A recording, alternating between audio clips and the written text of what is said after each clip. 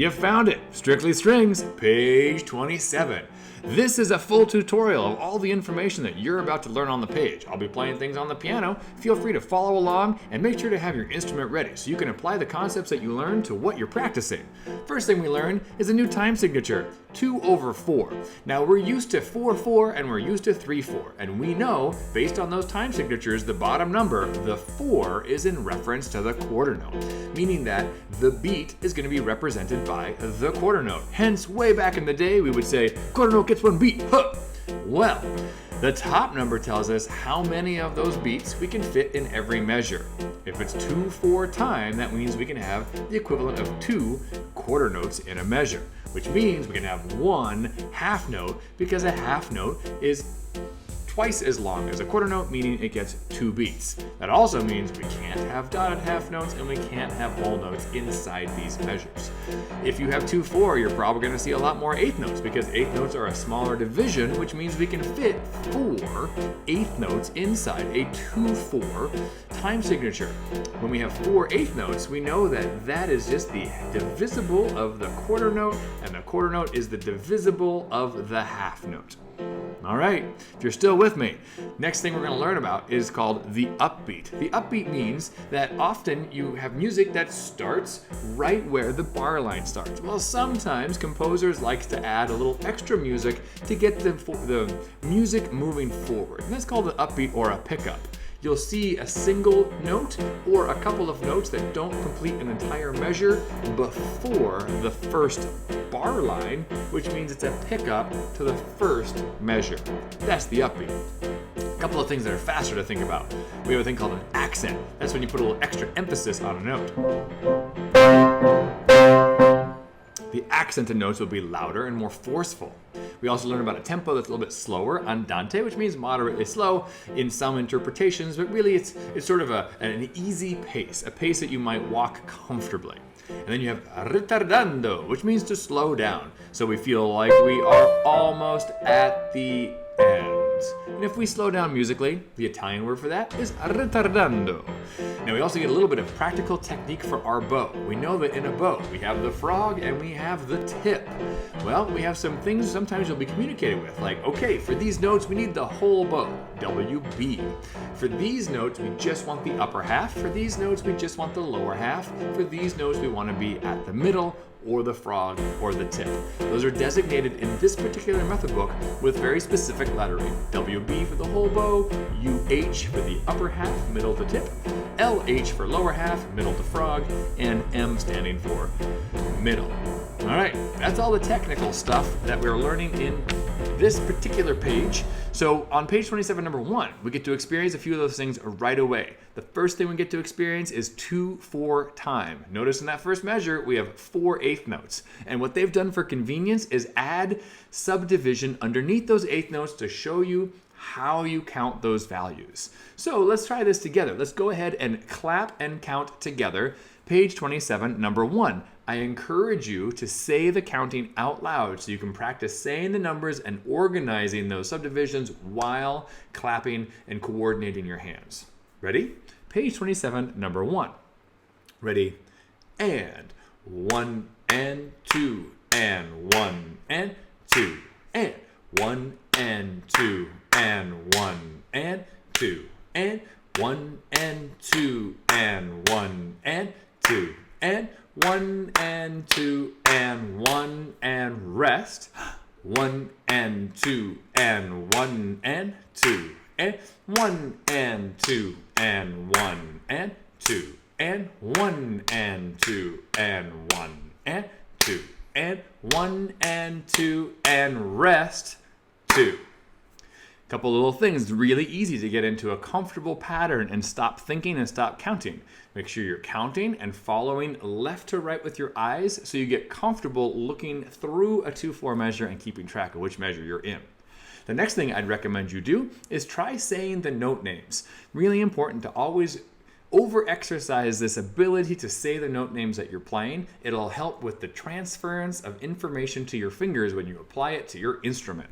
So here's page 27, number 1. I suggest saying the note names. This time I'll play it along on the piano while saying those note names.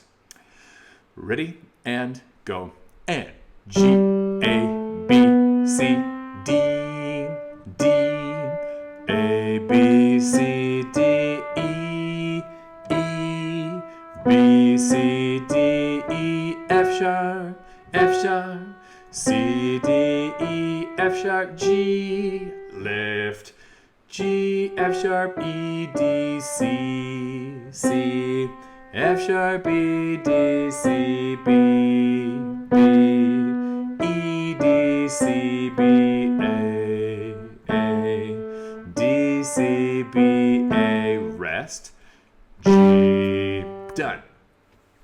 Next thing you might want to consider doing, if you're very comfortable clapping and counting, very comfortable saying the note names, you might want to try doing pizzicato, so you don't have to worry about making a really beautiful tone with your bow. You can just practice making sure that your fingers are going to the correct places. So you would do it a third time, but this time you do pizzicato.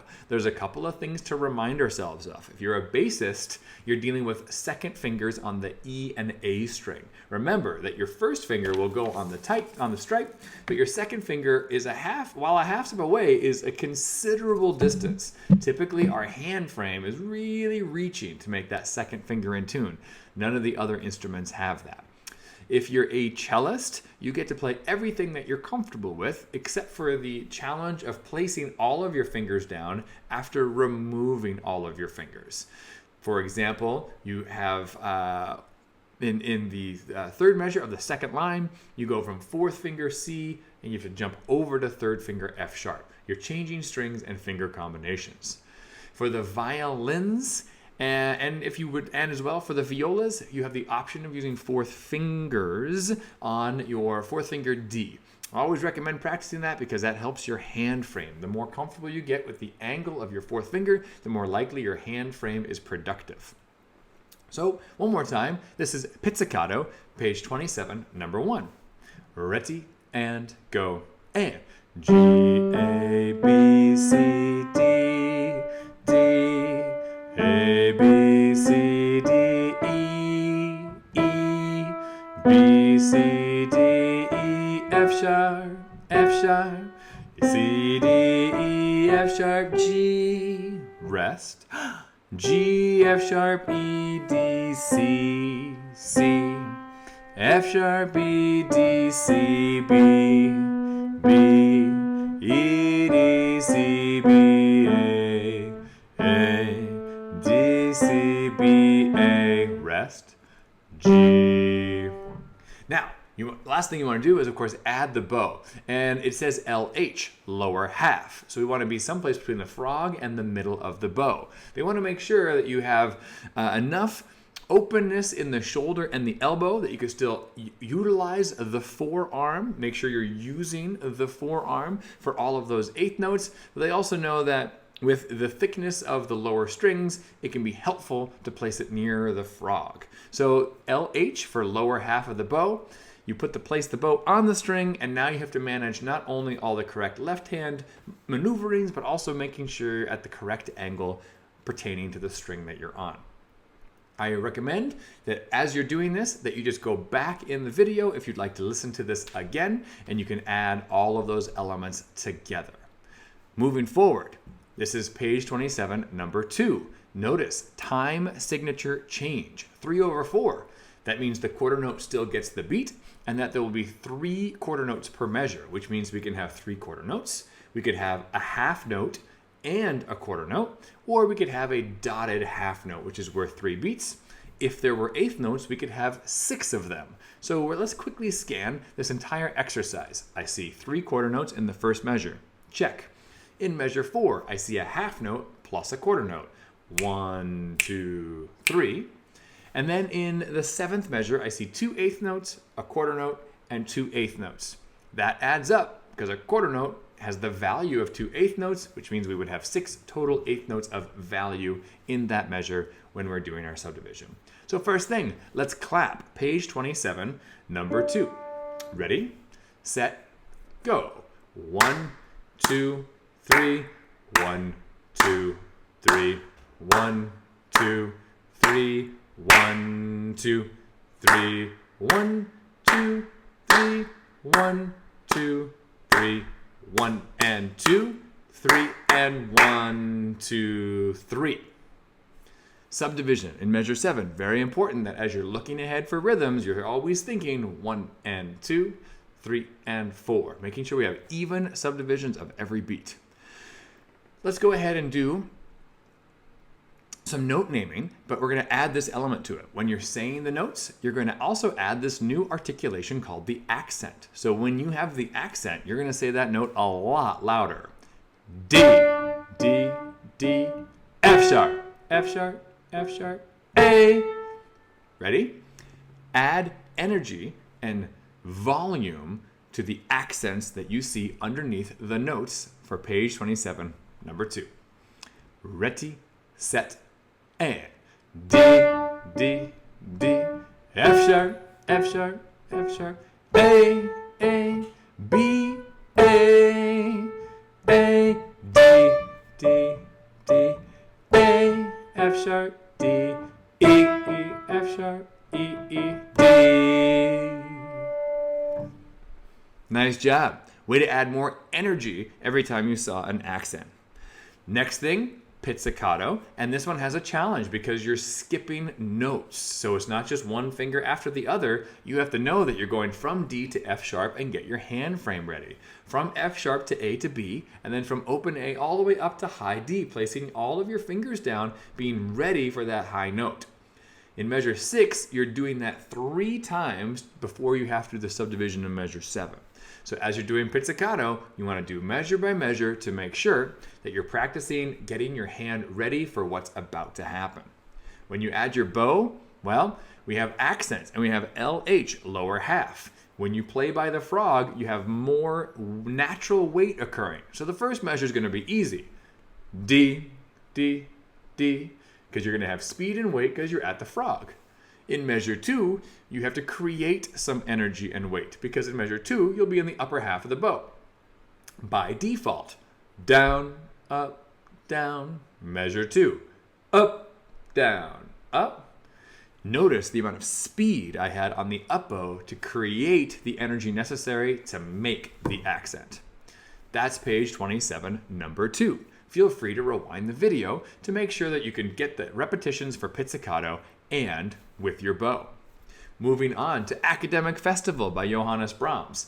This one features that other new technique called the pickup. Notice there's an A before the repeat sign, before the first full measure.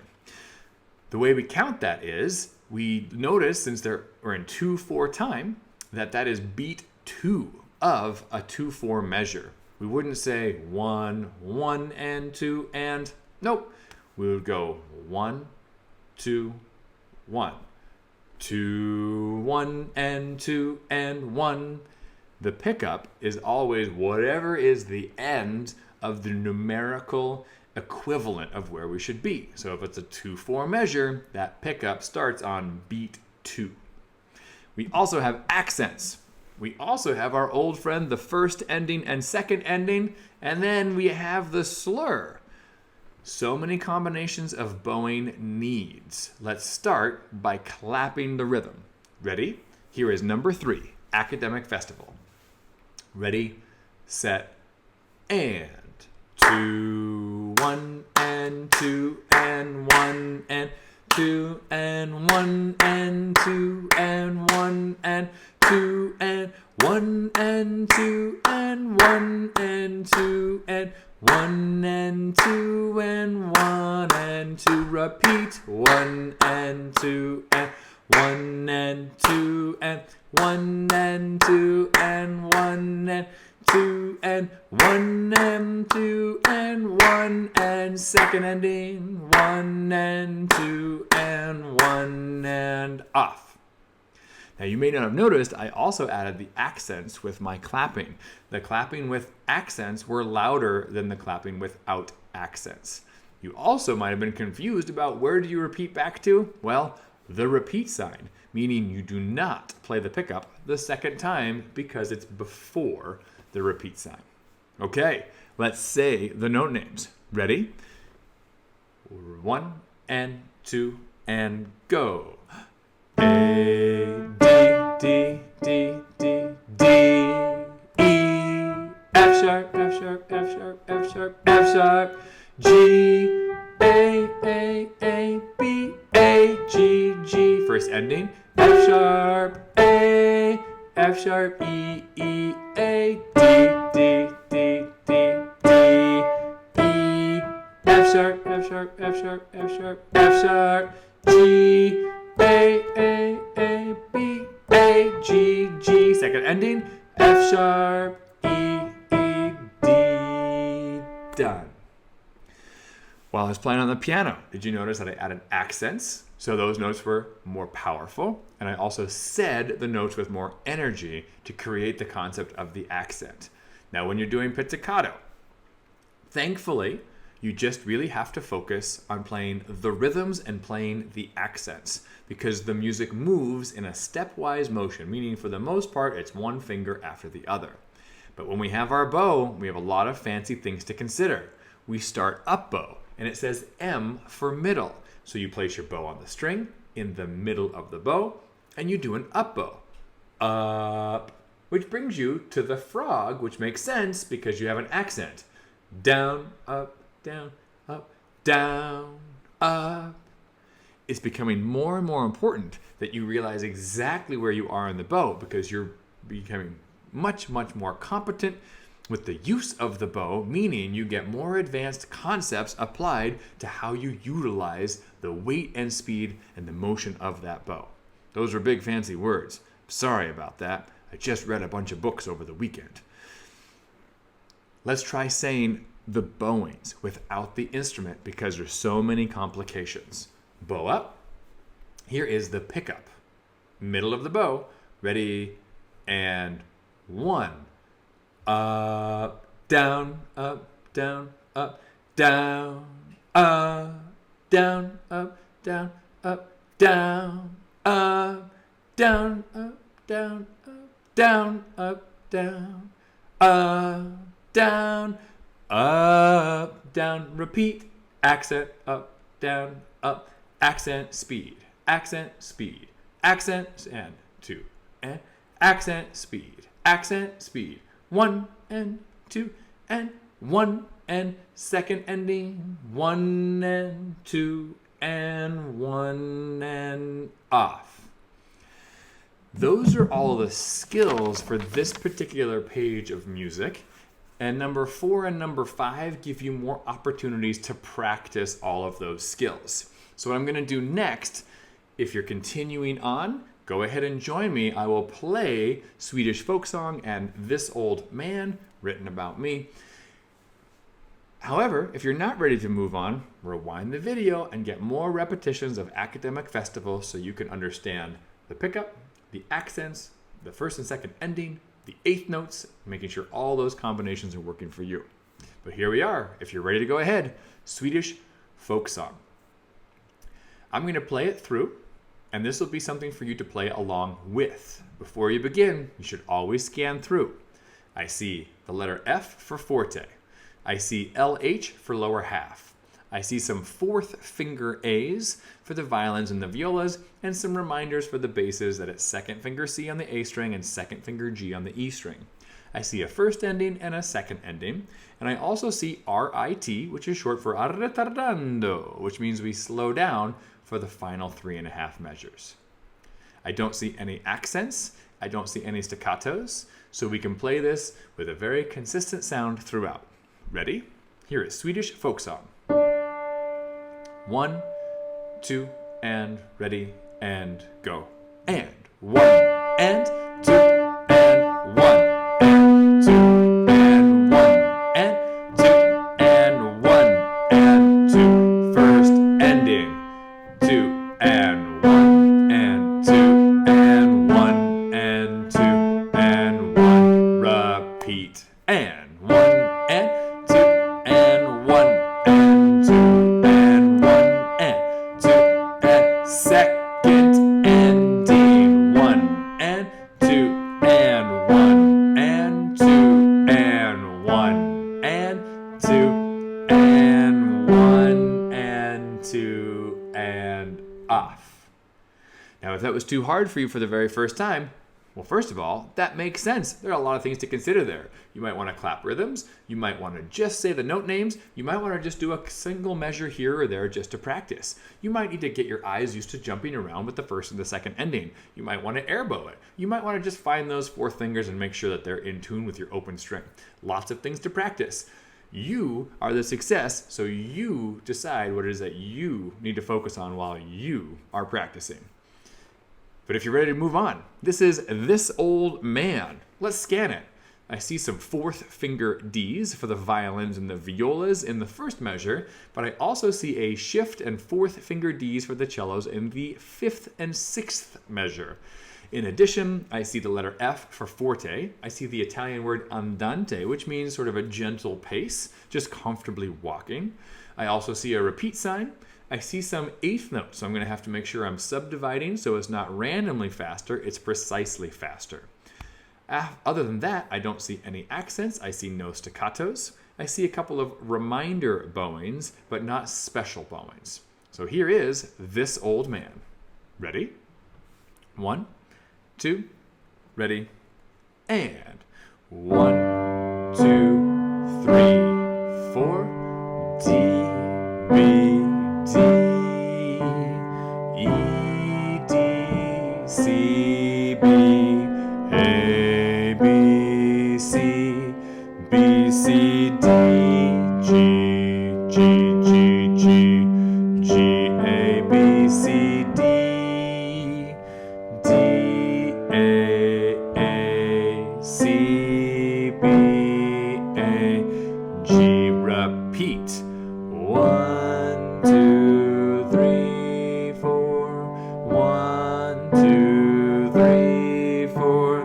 1, 2, 3, 4. 1, 2, and 3, and 4, and 1, and 2, and 3, and 4, and 1, and 2, and 3, and 4, and 1, and 2, and 3, and 4, and 1, and 2, and 3, and 4, and that is page 27.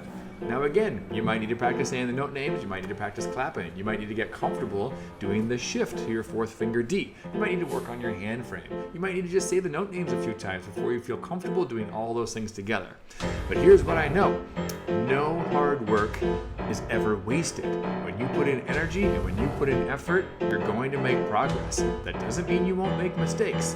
When you make mistakes, those are opportunities to grow. So make sure you keep trying and keep putting in the time. And remember, if you do practice every day, by the end of the year, you'll be taller.